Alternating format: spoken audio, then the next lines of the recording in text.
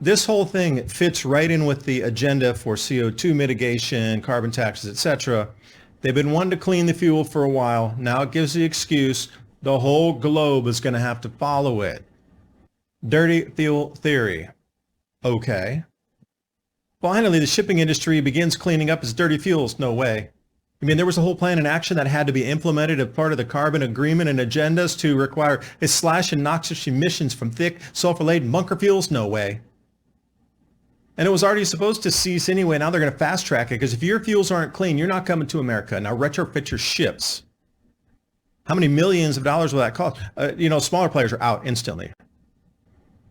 And what does it accomplish? Less ships, less shipping, less goods. They were going to cut it off anywhere. This plays right into that.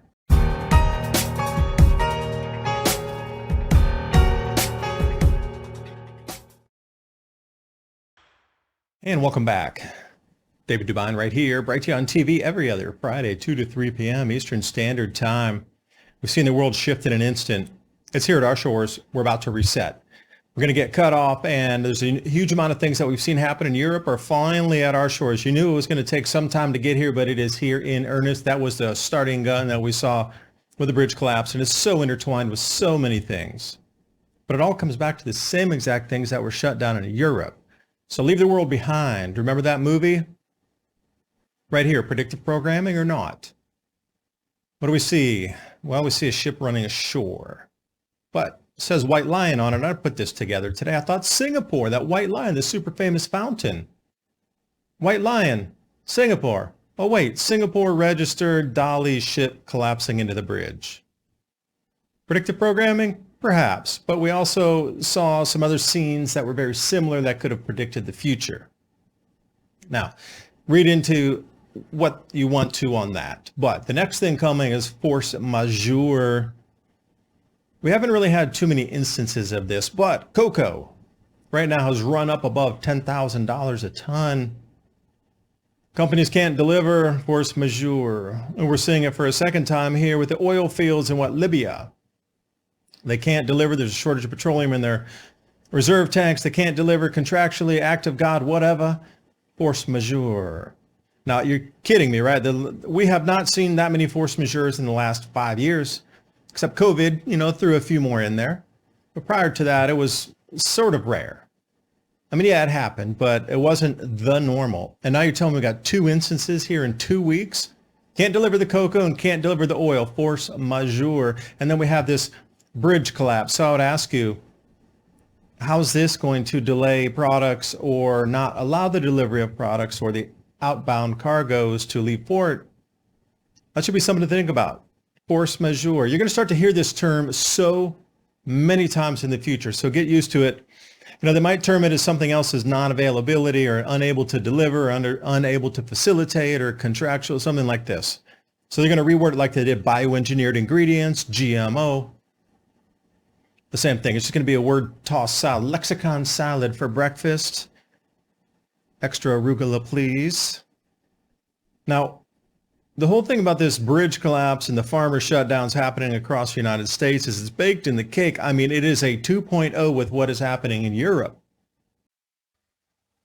The Fed took the punch bowl away from the party again. The stock market's been betting on March rate cuts, but not so fast. Is this why JP Morgan and UBS are calling for a 23% drop in the S&P? The recession indicator's ringing its most severe alarm in 40 years. Call the proud Americans, the Patriot Gold Group today before it's too late. Mention the Adapt 2030 channel. You're going to get some great in-class service. Also, Patriot Gold Group has a no fee for life IRA where your IRA or 401k can be in physical gold or silver. No fee for life IRA on qualifying rollovers. Give them a call, 888-546-7020. And now on with the video. Startlingly so, that when we see World Economic Forum demand $3.5 trillion per year to decarbonize. Well, that's happening right now because of the bridge debacle. And also they're asking World Economic Forum, can we implement a global CO2 tax? Hard to say that word, implement. But they do not see a world without a global system of taxes above with the tax that you already pay in addition to the taxes. Those not the property tax, the sales tax, the Social Security tax, Medicare, all the taxes you possibly pay on anything, fuel tax. Now they want a CO2 tax on top of anything that you consume, buy, or trade. It's in the cake, baked in. And you can see, if you thought I was kidding about this when I started, a year ago talking about all these changes that were coming that would hit our shores, and you're like, no way, there's never gonna be able to implement city taxes for driving in ever. It's America, it's the freest country in the world. They'll never allow it. Here we go. New York City now. First city in America to approve a $15 congestion charge. It's begun. Once it's the first, Los Angeles will follow. And then where else? Then it'll be, what? Will it roll up into Memphis, Tennessee, Knoxville, Tennessee eventually? Is it going to be in every little tiny... Mayberry is going to implement a tax eventually, do you think? It always starts one place, proof of concept, moves through the rest. We saw that in Europe. Nitrogen, runoff, shut down the farms, whoosh, all through the Europe. People, that's the reason they're protesting. It's so prohibitive to do business anymore. And I'm really wondering what the percentage of planting will be this year compared to the average due to the conundrum of all these taxes and making them unable to operate. So farmers are saying, we're not even going to put in your percentage plant this year. Unknown, but Ukraine's going to be down some 90% from their 30 million tons. Looking at about 3 million tons or so. That's a significant drop. So all eyes on Europe agricultural wise. And another thing, that same movie that I was referencing, Leave the World Behind, this is the same bridge that just collapsed that was in that movie, if you can believe it, as them looking out at a collapsed bridge after the New York scene or whatever scene that was, looking across. Can you believe it? So we got the white line and now we have the actual same collapsed bridge that looks very similar. Can you believe that's not a screen grab from just yesterday's accident? That is a screen grab from the movie. Coincidental? I don't know, but it's quite interesting. Taken advantage of. I can't say whether it is or as an accident or one way or the other. I'm not even going to conject on that. But opportunistic, never let a good crisis go to waste is in play, 100% guaranteed. So the Baltimore Bridge collapse, dirty fuel theory. All right, I'm telling you, this thing is going to fast track an enormous amount of never coulds in a short amount of time here. So how does this play into? Okay, so these investigators are now looking at whether contaminated fuel somehow gummed up the lines, made the engine shut off, and then they couldn't get it started. It did, it sputtered, they got it, bam, hit the bridge. We've all seen the videos. Dirty fuel theory. Okay. Finally, the shipping industry begins cleaning up its dirty fuels. No way. I mean, there was a whole plan in action that had to be implemented as part of the carbon agreement and agendas to require a slash in noxious emissions from thick sulfur-laden bunker fuels. No way. Now imagine the emissions standard controls come in and they're going to check every ship now. Oh, and the testing fee. Every ship is going to have to retrofit to not burn these types of fuels anymore. So the smaller carriers are going to be not able to compete or even come into U.S. ports after this. Watch it. These are called maritime clouds or ship clouds, otherwise known as dirty ship bunker fuel tracks onto the ocean. Okay, this is how dirty the fuel is. After they leave, it's still sulfur-laden. There's a lot of, things that we would as base chemicals that are left over for residues. They mix their own cocktails of bunker fuel, believe it or not. There's no standard. When you go to a petrol station, you put it in, it's on 95. Whatever you get is whatever, 85. You know what it is. It's a standard thing. Bunker fuels, maybe not so much. They're able to put anything to mix and match in there they want. There's all these cocktails of different conglomerations, and it's a non-standardized thing, and companies do mix their own if they get a byproduct from another company, like, hey, we can mix that in the fuel, burn it over the ocean, it's out in the ocean, international waters. That is going to cease. And it was already supposed to cease anyway. Now they're going to fast track it, because if your fuels aren't clean, you're not coming to America. Now retrofit your ships.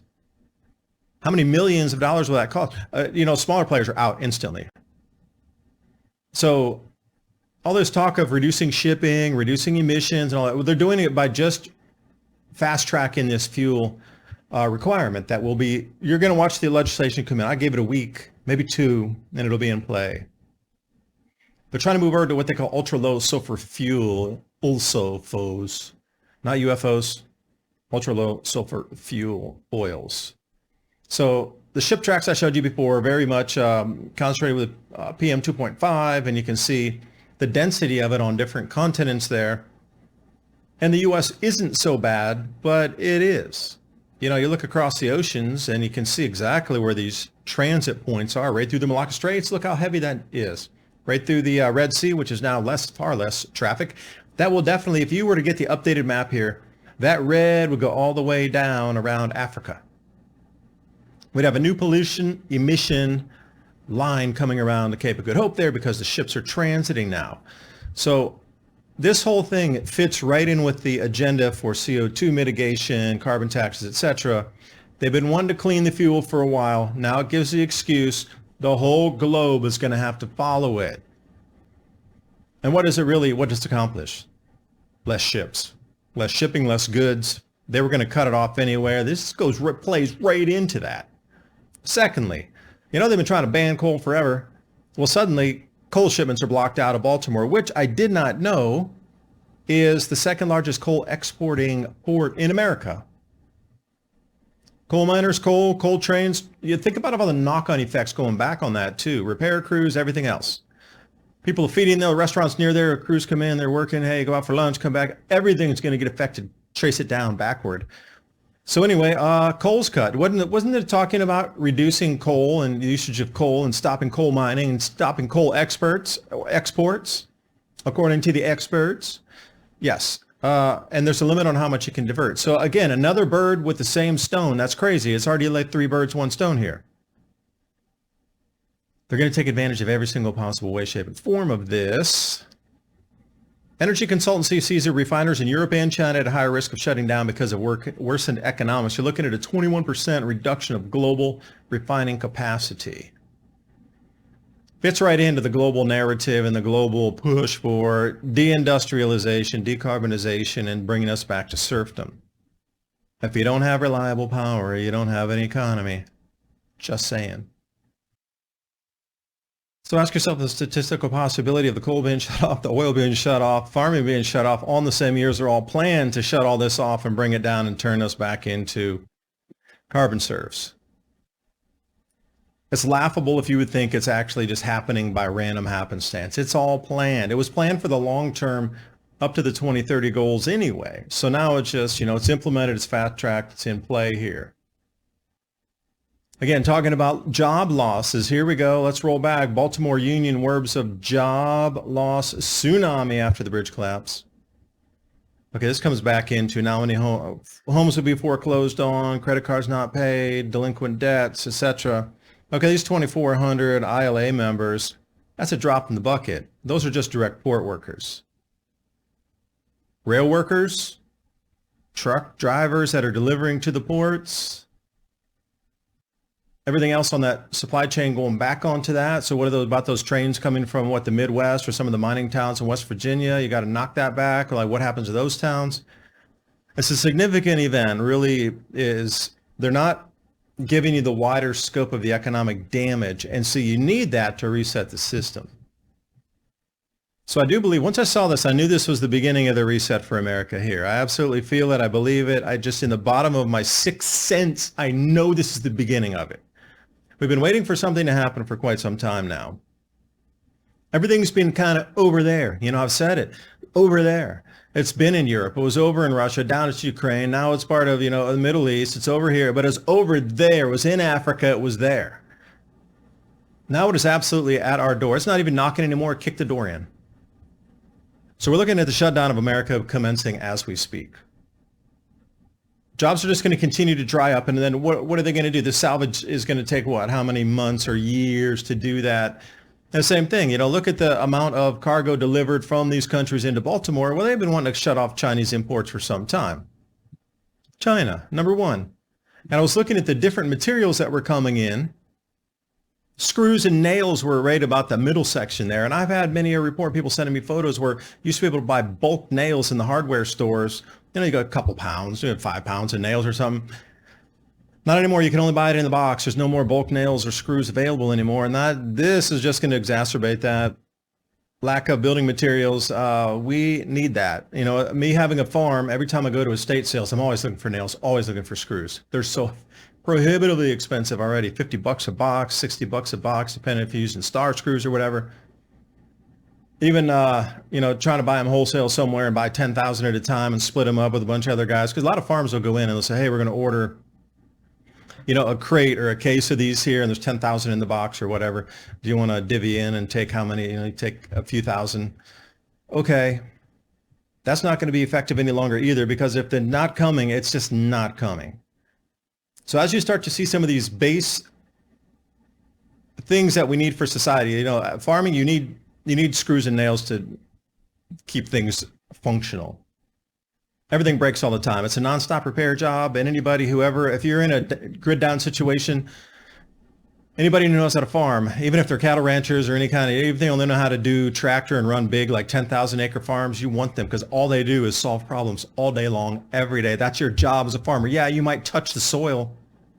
You might, touch some animals, but 80% of the rest of your time is fixing stuff. Problem solving.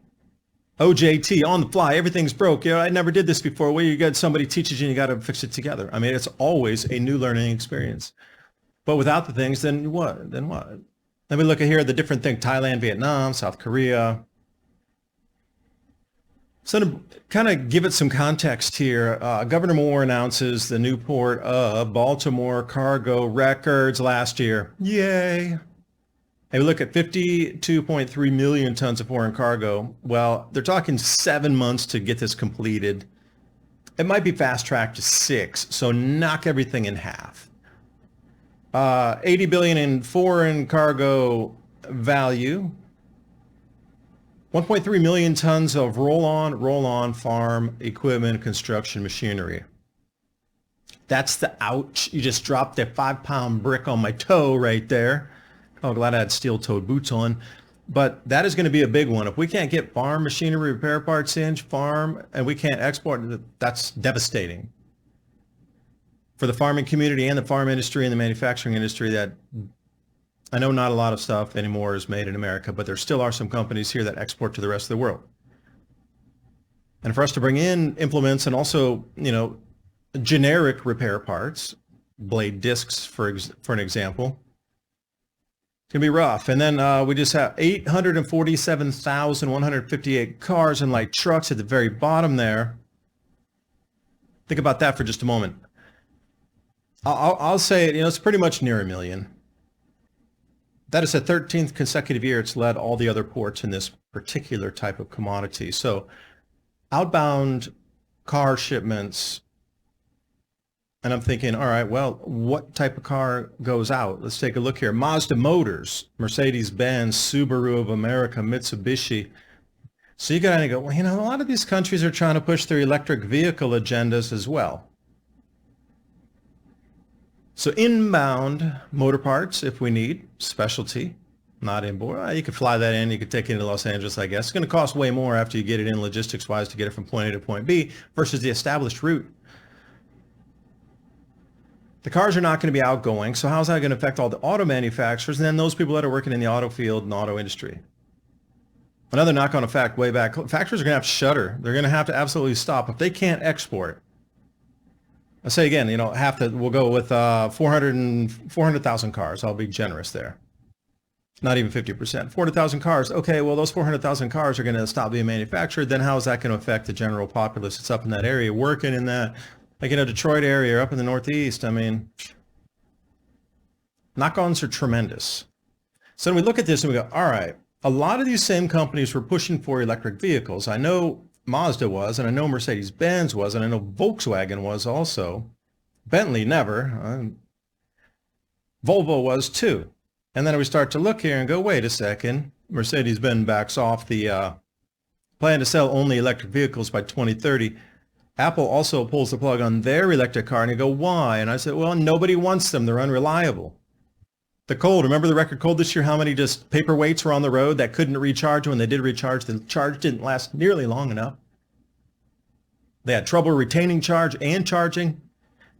They couldn't get nearly the mileage out of it, and their heaters didn't work, and there was just a tremendous amount of problems. And now people are realizing, I don't want to sit in line for 3 hours. Oh, wait, I got to wait 9 hours for those other 3 people in front of me so I can charge for 3 hours. People aren't having it. They're not setting up these things in their homes. The infrastructure is years behind of where the EV industry is right now. So they're rejecting the electric vehicles. Rejecting them. And to show some fact, Germany exports first EV sales drop in 8 years, meaning the demand is not there. So how does this fit into said bridge disaster, you might ask? Well, we'll go back to that slide. If you don't have the other choice, you have the electric vehicle, or the electric vehicle to choose from, because the other fossil fuel burning ones aren't coming. Baltimore's closed. Well, think about it for a second. Cars, not everybody's trading in for a second car. I mean, cars are really damaged sometimes. Auto accident, building collapses on it, stuck in a parking garage, they're flooded, or whatever. There's a million things that could total a car, like total it. So governments around the world are pushing everybody to the EVs. So if you have no choice, literally, there's no second choice. What is your choice going to be? Electric. This is just another way to force the electric vehicles onto the populace. Now, this is a wild card, because if it works so well where it's forcing and driving higher electric vehicle sales across the planet because there's no second choice, would the bridge construction be delayed for that little bit extra long time to allow that to run its course even more fully? Because that is the plan. You are going electric whether you like it or not. I'm going to pull you across an electrified fence whether you like it or not. You're going to go EV. Everything's going to be electric. Have you noticed the talking points? So again, you start to look at all these different things that are intertwined. Stoppage of coal, stoppage of oil, stoppage of automobiles, the replacement of fuels by law now for cleaner fuels. That's a decarbonization thing within the shipping industry. And it's just all too many things coincidentally taken advantage of at the same time. Or was it in the plan, and this is the result of the plan, is they're going to fast track everything now they can, and they were already ready for it, and the legislation's already ready. I'm going to say under 2 weeks for that bunker fuel law to be passed. They already had to have it on the books for it to get past that quickly, but we shall see. But again, look at your local dealer and see if they're really, they were going to return a lot of electric vehicles because nobody was buying them.